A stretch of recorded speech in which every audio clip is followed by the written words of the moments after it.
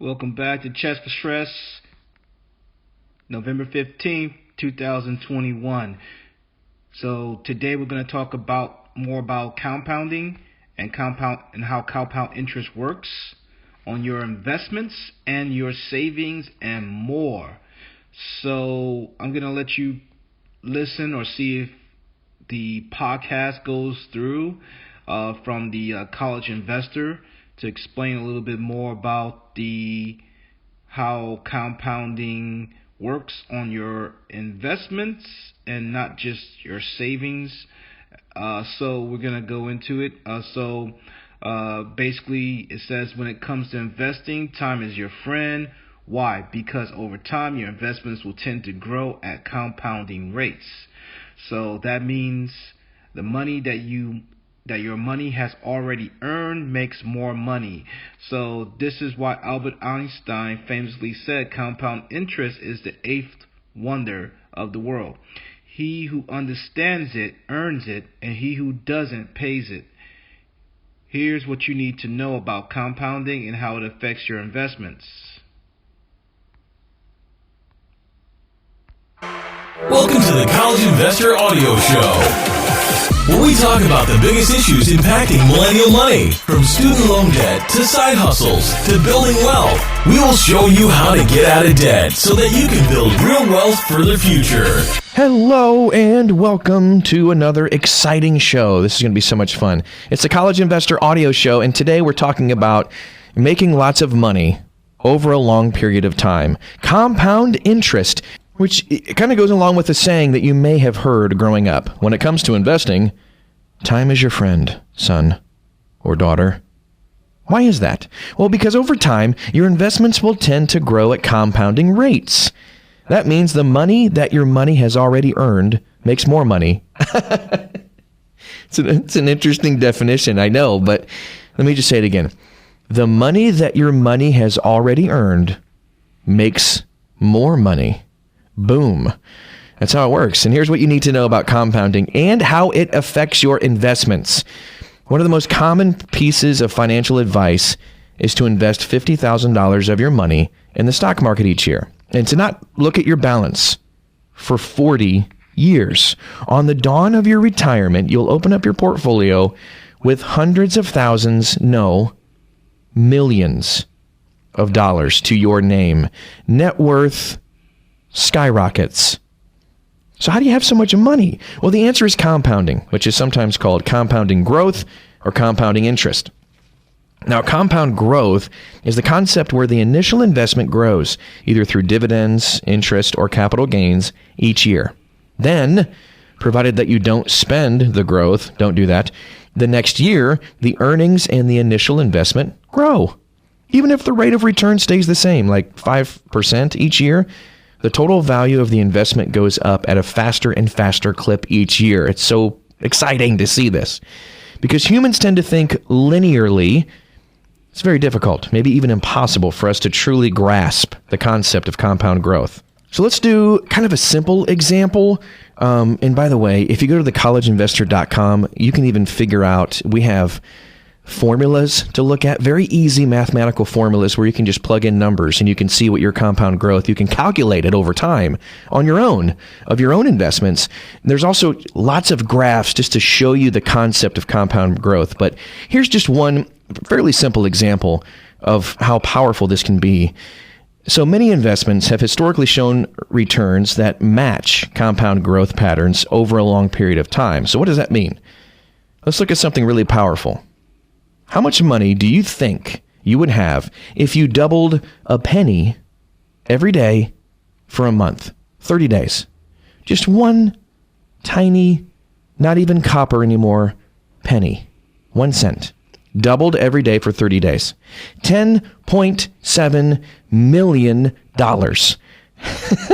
So the higher your rate of return, in this case daily doubling, the faster compounding starts to take effect. It's amazing. Now, of course, finding investments that double daily, that's impossible, but the example also speaks to the importance of time. When you're talking about money growing on its own, you'll almost always hear the word compounding, but you may hear it called compounding interest or compounding growth. Are they different? And does the difference matter? Technically, compounding interest is where a principal investment and interest earned from the investment compound over time. Okay, so for example, a certificate of deposit or a CD, a bond, or high-yield savings account earned interest. If you continue to reinvest the interest that you earned into the same investment, you'll earn compounding interest. So compound interest frequently works against people. For example, the interest on a debt compounds over time. If you aren't making any payments on a loan, the interest that you're not paying is added to the principal, and you must pay interest on the interest owed. When you're not making payments on your student loans, the interest is compounding.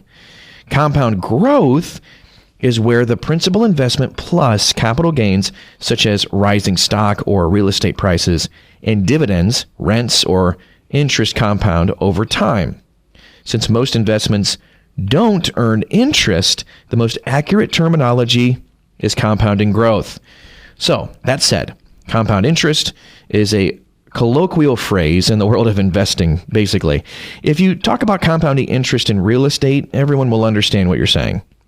When it comes to calculating the compound annual rate of return, or the compound rate, you can use a very simple formula, and too hard to explain on a podcast, so you can go ahead and see it at thecollegeinvestor.com. We actually go into detail about the stock market, U.S. real estate market, so you can figure out those rates as well, and even some examples of buying a home in Sunnyvale, California. We go into really good detail at thecollegeinvestor.com. So let's talk about inflation. When compounding actually works against you.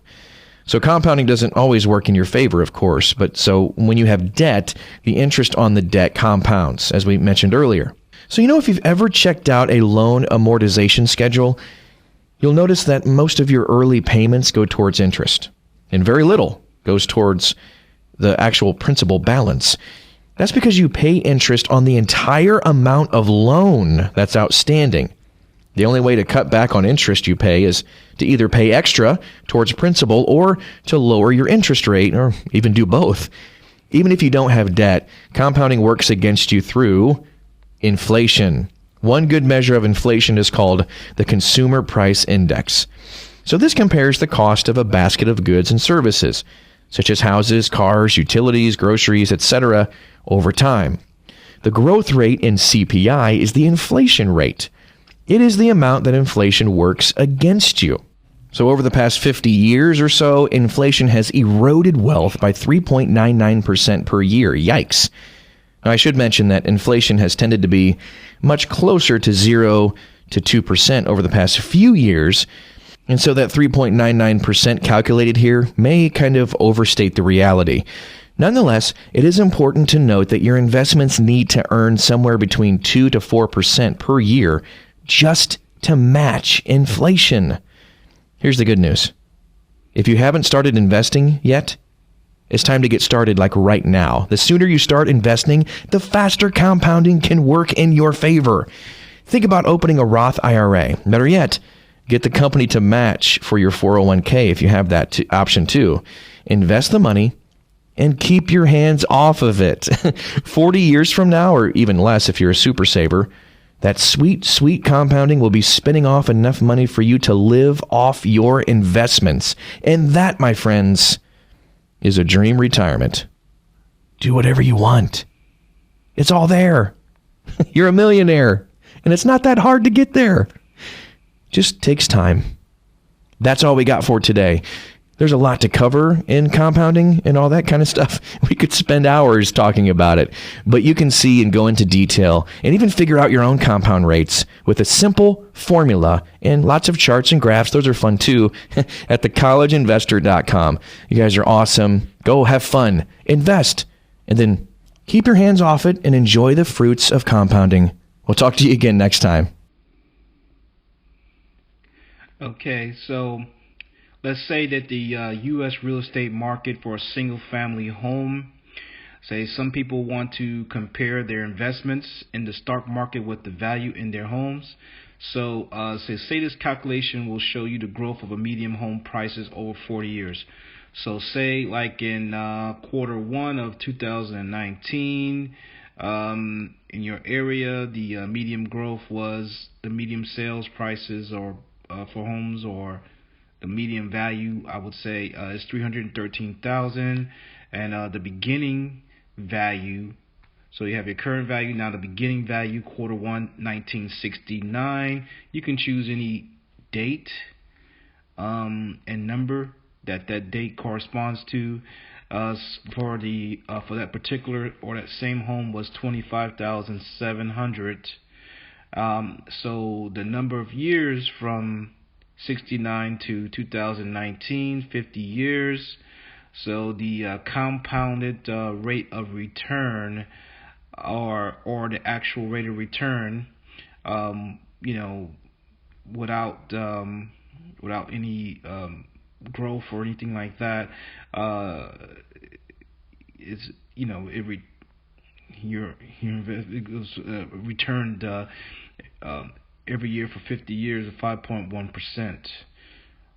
So median home prices have gone up at a rate of 5.1% over the past 40 years. So when you bought a home in Sunnyvale, California, instead of somewhere in Middle America, so say your current value is 450.87, and they have a calculator above that shows you how to go around about calculating current value. And the beginning value, Q1 of 1976, was 19.76. So the number of years, 43. So the CAGR came to 7.5%. While average home prices grew slower than the market, home prices in Sunnyvale actually outpaced it. So I threw this example in to show you that it can be tough to say whether you should invest in one investment over another, knowing that the average compound growth rate isn't always helpful. So you specifically have to know your particular market and not do the generalization to decide whether you should invest in the stock market or invest in single-family homes. But if you want to compare, I guess, single-family homes or a certain area to another area, or even one single-family home to another within your particular area, then I guess that could help out. But then you have inflation, when compounding works against you. But also inflation, as we already talked about, can also work in your favor, because but you have to own those assets. So a good measure of inflation is called the Consumer Price Index, which compares the cost of a basket of goods and services such as houses, cars, utilities, groceries, etc. over time. The growth rate in the CPI is the inflation rate. So it is the amount that inflation is working against you. So you can measure that there too with the CAGR. Current value 252. Beginning value January 69, 35. So number of years 50. The CAGR. So the rate of inflation turned out to be 3.99. So eroded wealth by 3.99 per year. I should mention that inflation has tended to be much closer to 0 to 2% over the past few years. The CAGR calculated here may overstate the reality. So nevertheless, it is important to note that your investments need to earn somewhere between 2 and 4% per year just to match inflation. The sooner you start investing, the faster compounding can work in your favor. Even if you haven't started an account, it's time to get started. Think about opening a Roth IRA. Better yet, get the company match for your 401k. Invest that money and keep your hands off of it. 40 years from now, or even less, if you're a super saver, that sweet compounding will be spending off enough money for you to live off of your investments. This was written by Hannah Rounds.